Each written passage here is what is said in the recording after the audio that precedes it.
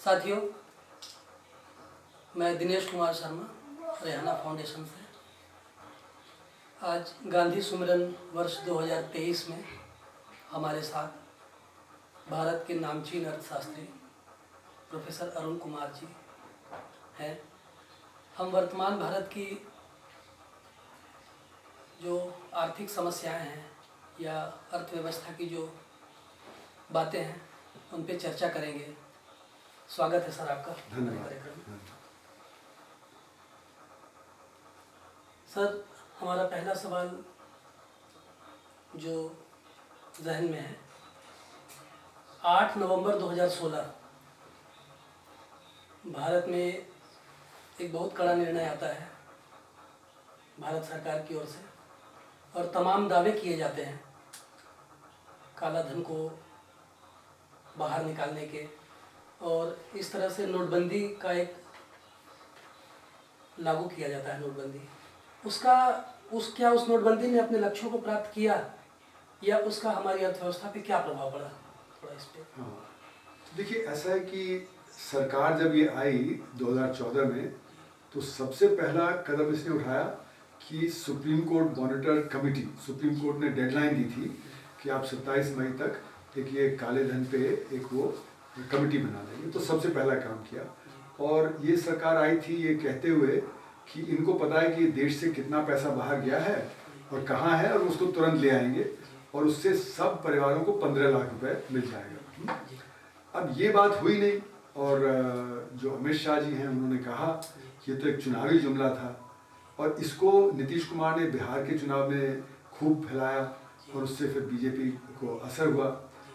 तो सरकार ने और भी कई कदम उठाए, जैसे फॉरेन मनी बिल लाए, गोल्ड पे किया, बाकी इनकम डिक्लेरेशन स्कीम लाए। किसी का असर नहीं हो रहा था काले धन की अर्थव्यवस्था पे। तो इनको लगा कि कोई हमें बड़ा धमाका करना पड़ेगा, नहीं तो हमें इसका नुकसान पड़ेगा, राजनीतिक नुकसान, क्योंकि हर जगह ऑपोजिशन कहेगा कि ये तो चुनावी जुमला था। तो एक गलत धारणा पे कि ब्लैक का मतलब कैश होता है, मतलब जो काला धन है वो सारा कैश है, और काली कमाई कैश पे चलती है। तो ये धारणा अपने आप में गलत है, क्योंकि जो ब्लैक का कैश है वो आपकी संपत्ति का एक हिस्सा है। क्योंकि आप संपत्ति तरह तरह से आप रखते हैं, वो आपका रियल एस्टेट में है, गोल्ड में है, इन्वेंट्री में है, विदेशों में है ना। तो उस पर रिटर्न आता है, यहाँ पे रिटर्न नहीं है। तो इसलिए जो ब्लैक कैश होता है वो ब्लैक वेल्थ का 1% होता है सिर्फ। तो अगर आप ब्लैक कैश पूरा निकाल भी लेते तो ब्लैक वेल्थ पे सिर्फ 1% का असर पड़ता।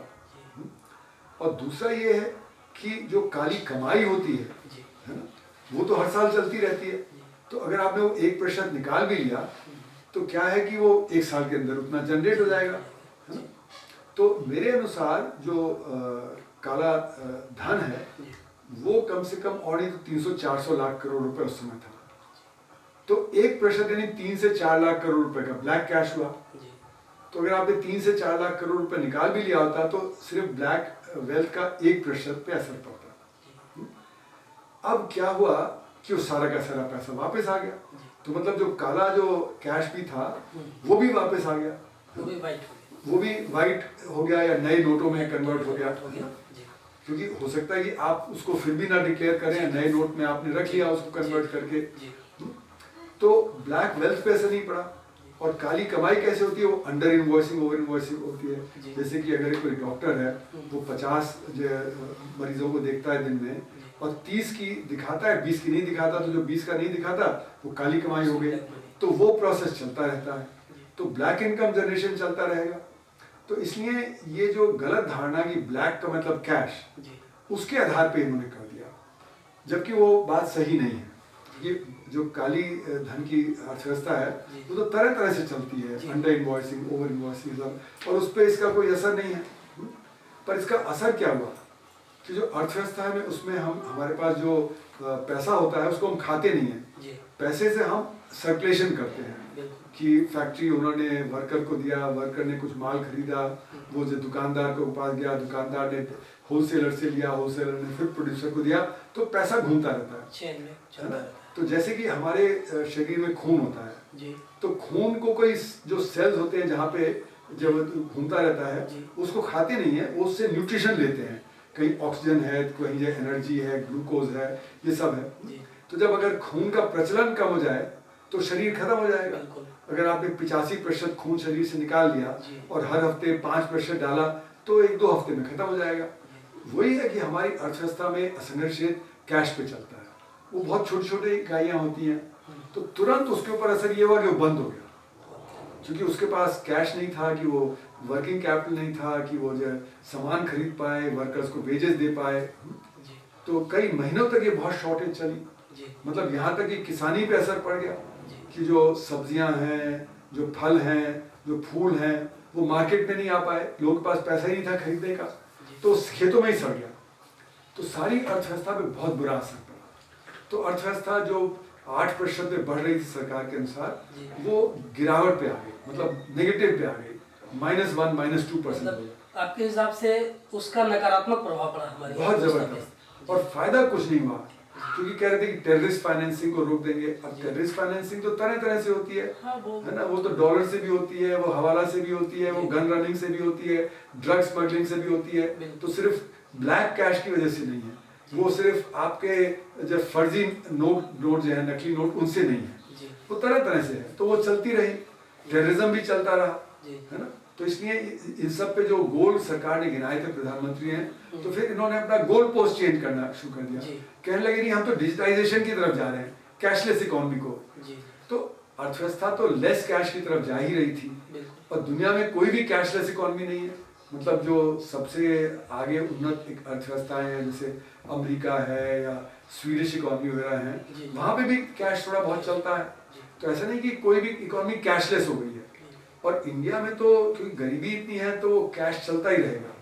तो लेस कैश इकोनॉमी हम कह सकते हैं कि हम लेस कैश इकोनॉमी, पर हम कैशलेस नहीं कह सकते। और आज स्थिति ये है कि 2016 के बाद 2022-23 में जितना कैश था, जो समय 18 लाख करोड़ था, वो करीब 33 लाख करोड़ रुपए। तो मतलब उसकी संख्या कम होने की जगह और करीब करीब दुगनी हो गई, है ना। तो इसलिए ये जो कहना था कि हम लेस कैश इकोनॉमी या कैशलेस इकोनॉमी या डिजिटाइजेशन, वो भी नहीं सफल हुआ। तो गोल पोस्ट चेंज करने के बावजूद भी वो नहीं हुआ, वो अपने लक्ष्यों को प्राप्त नहीं कर तो लक्ष्य नहीं प्राप्त हुए और अर्थव्यवस्था पे गहरा धक्का पड़ा। तो ये एक बहुत ही बड़ी गलती थी। इसको मैं कहता हूँ पॉलिसी इंड्यूस क्राइसिस, मतलब पॉलिसी की वजह से क्राइसिस हुआ। कोई क्राइसिस था नहीं, नोटबंदी के पहले कोई ऐसा क्राइसिस नहीं था अर्थव्यवस्था में, वो एक क्राइसिस में कन्वर्ट हो गया। मतलब कुल मिला के जो सरकार की गलत आर्थिक नीतियां थी, उसका दुष्प्रभाव हमारे अर्थव्यवस्था पे पड़ा। हाँ, तो वो एक जो नीति है जो डिमोनेटाइजेशन की, उससे बहुत ज्यादा उल्टा असर।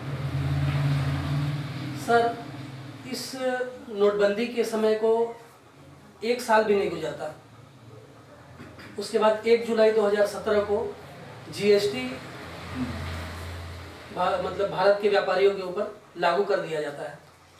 उस जीएसटी से क्या सकारात्मक प्रभाव पड़ा हमारे अर्थव्यवस्था पे, या उसका क्या क्या प्रभाव पड़ा? तो जीएसटी जो है वो सप्लाई पे है, गुड्स और सर्विसेज, है ना। तो सिर्फ व्यापारी नहीं, जो हमारे उत्पादक हैं, जो प्रोडक्ट प्रोड्यूसर्स हैं, उनके ऊपर भी पड़ा। जो भी कोई चीज़ सर्विस प्रोड्यूस कर रहा है, कोई भी जो गुड्स प्रोड्यूस कर रहा है, उसके ऊपर वो, अगर आप कार बना रहे हैं, कपड़ा बना रहे हैं, आप जो ढाबा चला रहे हैं, आप रेस्टोरेंट चला रहे हैं, है ना, आप एयरलाइंस चला रहे हैं, सबके ऊपर वो जीएसटी है ना।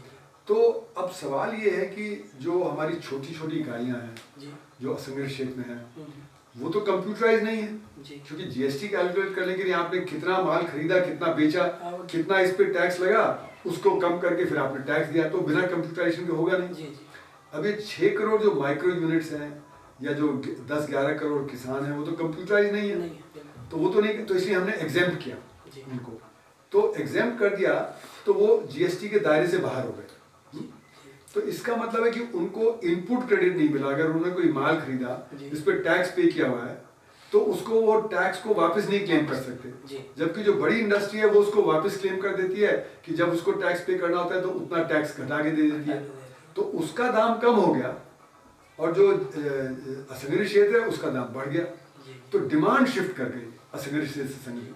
तो मैं 2015 में एक लेख लिखा था, मैंने कहा ये भारत के लिए सही नहीं है। जी और एक मॉडवैट पे मैंने 1986 में लेख लिखा था, जब मॉडवैट इंट्रोड्यूस किया, जी। कि वैट देश के लिए सही नहीं है कि यहाँ पे असंगठित बहुत बड़ा है, और जीएसटी से फिर जो हमारे असंगठित पे बहुत बुरा असर पड़ा, जी और जो संगठित है उसको फायदा हुआ। जी तो क्योंकि जीएसटी सारा संगठित देता है, जी तो जो 10, 12, 15% की ग्रोथ है हम्म, वो संगठित की ग्रोथ दिखा रहा है, ना कि असंगठित की। जी अब अर्थव्यवस्था तो 2, 3, 4% पे बढ़ रही है, जी और जीएसटी बढ़ रहा है 15% पे। जी तो इसका मतलब है कि जो संगठित है वो तेजी से बढ़ रहा है, क्योंकि असंगठित गिरावट पे है। गिरावट पे है। तो जीएसटी के जो टैक्स कलेक्शन के पीछे जी बढ़ने के पीछे भी यही है कि संगठित बढ़ रहा है, असंगठित गिर रहा है। गिर रहा है। तो ये हमारी अर्थव्यवस्था के लिए ठीक नहीं है, क्योंकि असंगठित के आंकड़े अगर हम इंक्लूड कर लें अपने जीडीपी के आंकड़े, ग्रोथ के आंकड़ों में, जी तो हमारी अर्थव्यवस्था 6-7% की रफ्तार से नहीं, वो 1-2% की रफ्तार से बढ़ रही है। जी सर, जैसे बातचीत पे जो बात सामने आई कि असंगठित क्षेत्र बहुत बुरी तरीके से प्रभावित हाँ। हुआ इन दोनों घटनाक्रम से, नोटबंदी से भी और जीएसटी से भी। तो क्या ऐसे उपाय मतलब किए जा सकते हैं सरकार की तरफ से, क्योंकि पॉलिसी तो सरकार ही हाँ। डिसाइड करेगी, ऐसी क्या नीति अपनाई जा सकती हैं जिससे असंगठित क्षेत्र थोड़ा, जिसको मजबूती मिले और अर्थव्यवस्था में वो अपना योगदान दे सके? तो सबसे पहले तो जीएसटी को रिफॉर्म करना चाहिए। जी जीएसटी एक लास्ट पॉइंट टैक्स होता है, जी तो उसको हर स्टेज पे कलेक्ट करने की जगह सिर्फ लास्ट पॉइंट पे ही कलेक्ट कर लें, जी तो जो अभी जो इनपुट क्रेडिट की समस्या है वो खत्म हो जाएगी, जी जो ई वे बिल की समस्या है वो खत्म हो जाएगी, है ना। तो हम फाइनल गुड्स पे उसको कलेक्ट करें और लग्जरी गुड्स पे। जी तो जो आम रोजमर्रा की कंजम्पशन की चीजें उन पे ना करें तो हमारा इन्फ्लेशन कम हो जाएगा। जी और जो असंगठित क्षेत्र पे नुकसान हो रहा है कि उनको इनपुट क्रेडिट नहीं मिल रहा, वो संगठित क्षेत्र को भी नहीं मिलेगा, असंगठित क्षेत्र को भी नहीं मिलेगा, तो बराबर रहेंगे। तो अभी जो डिमांड शिफ्ट कर रही है वो नहीं शिफ्ट करेगी, तो असंगठित क्षेत्र तेजी से बढ़ने लगेगा। उससे क्या होगा कि जब वो असंगठित क्षेत्र तेजी से बढ़ेगा तो उससे जब ओवरऑल डिमांड बढ़ेगी, उससे ज़्यादा लोगों की खुशहाली बढ़ेगी। जी तो एक तो ये है। दूसरा, जो असंगठित क्षेत्र में जो समस्या है माइक्रो सेक्टर यूनिट्स की, जी वो है कि उनको क्रेडिट, टेक्नोलॉजी और मार्केटिंग, तो उनके कोऑपरेटिव बना के उनको ये उपलब्ध किया जाए, तो उससे वो ऊपर उठेंगे। फिर जो कृषि है, जो असंगठित क्षेत्र का एक बहुत बड़ा हिस्सा है, जी करीब आधा हिस्सा वही है, जी तो उसमें मिनिमम सपोर्ट प्राइस अगर हर वस्तु पे मिलेगी जी। जिसका उत्पादन कृषि में हो रहा है, सब्जी हो, फल हो, बाकी चीज़ें हैं, तो उसमें क्या है कि उत्पादकता भी बढ़ेगी, कृषि की जो डिमांड है वो भी बढ़ेगी, और फिर जो किसान है उसकी आमदनी भी बढ़ेगी। और फिर जो वर्कर है, वर्कर को हम लिविंग वेज दें, ना कि मिनिमम प्राइस की बात करें। तो लिविंग वेज देंगे तो उसकी जो खुशहाली बढ़ेगी, तो उससे डिमांड बढ़ेगी। तो ये 3-4 चीज़ें करने से सारा जो असंगठित क्षेत्र है वो पटरी पे आएगा, और उससे देश फिर बॉटम अप अप्रोच होगा, न कि जो अभी टॉप डाउन अप्रोच है। तो उससे हमारी ग्रोथ इक्विटेबल ग्रोथ होगी। कुल मिला के जीएसटी में रिफॉर्म और सुधार की जरूरत है हाँ। हमारी और अर्थव्यवस्था में। किस प्रकार से हम असंगठित क्षेत्र में जो माइक्रो सेक्टर है उसको सपोर्ट देंगे, जो कृषि है उसमें मिनिमम सपोर्ट प्राइस, और वर्कर के लिए लिविंग वेज, ये चीज़ें जरूरी है। सर, जैसा कि हम देखते हैं भारत की जनसंख्या, जिस पे बहुत बात होती है कि बहुत तेज़ी से बढ़ रही है भारत की जनसंख्या, क्या एक ये भी बड़ा कारण नहीं है कि हमारे देश में जो बेरोजगारी की समस्या है, जनसंख्या जो है वो, ऐसा तो नहीं है कि बढ़ती जनसंख्या हमारी बेरोजगारी का कारण हो? नहीं, ऐसा है कि देखिए, जनसंख्या के हिसाब से हमें देखना चाहिए कि उसको हम काम कितना दे रहे हैं। जी तो अगर जिस व्यक्ति के पास काम नहीं होगा तो दूसरे के ऊपर निर्भर करेगा, वो एक बोझ बन जाएगा। अगर हर एक व्यक्ति को हम एक प्रोडक्टिव एम्प्लॉयमेंट दे सकते हैं तो फिर वो देश के उत्पादकता को बढ़ाएगा, है ना। तो जैसे कि जापान है, साउथ कोरिया है ना, वहाँ पे हमसे दुगनी जनसंख्या है अच्छा उस लैंड के कंपैरिजन में, जिसको पॉपुलेशन डेंसिटी बोलते हैं। जी जी उनकी पॉपुलेशन डेंसिटी हमसे दुगनी है, जी पर फिर भी वो बहुत प्रॉस्परस है क्योंकि उन्होंने हर एक को काम दिया, और उनके पास साधन भी नहीं है, ना उनके पास लोहा है, ना उनके पास तेल है, ना उनके पास कोई और जो मिनरल्स हैं, वो सारा इंपोर्ट करते हैं।